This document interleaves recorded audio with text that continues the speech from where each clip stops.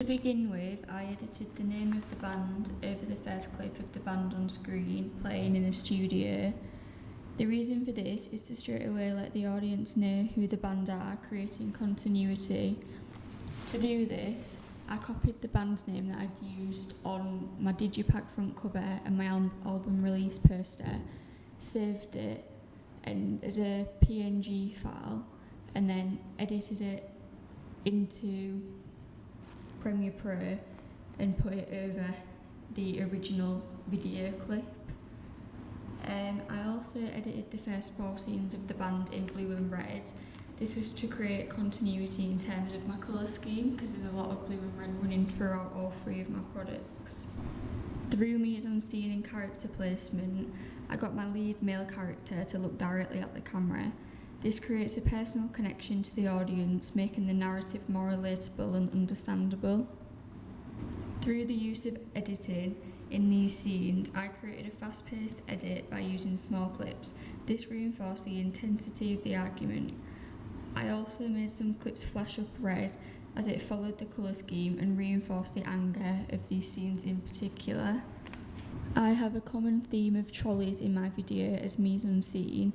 This is to reinforce the lower class people involved in my video, which also goes on to help explain my narrative. With the trolley scenes, I also tried my best to edit to the beat. The editing to the beat was fast, which also relates to the on and off relationship, which quickly changes throughout the video with my 2 main characters. With all of the loving and relationship parts in my video, where I've done a montage edit, I edited the colour to be a pale pink kind of blush colour. This was to reinforce love and the relationship, as at this part of the video everything was calm, and in other parts of my video I used the darker red colours to reinforce the anger. I edited these clips to the lyrics in the song, making the images reflect the lyrics.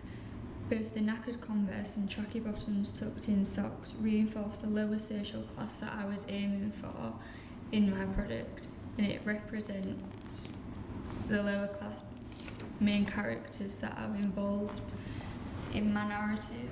I have aimed to make the lip sync in time with the music, as this makes my video appear much more realistic and professional.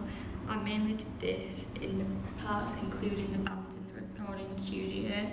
The band in the recording studio also reinforces the genre of my video because it's very indie and gritty, and you can often see in other indie music videos like Blair and Arctic Monkeys that you see shots of the band singing in a garage or recording studio.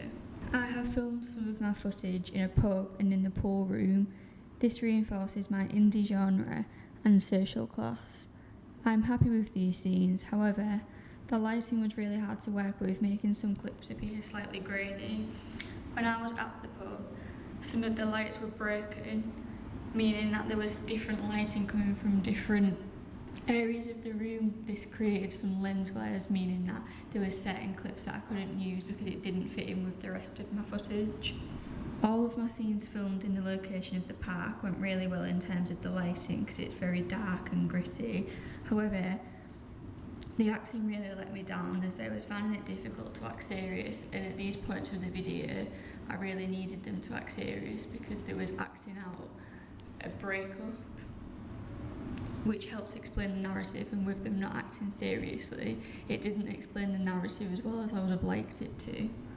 The ending of my video is meant to represent the ongoing struggles in this relationship as a shot of them sat on the bench together, and then it fades through the use of editing to a shot of the girl sat on her own, which shows just how quick they go from being happy together to being alone together.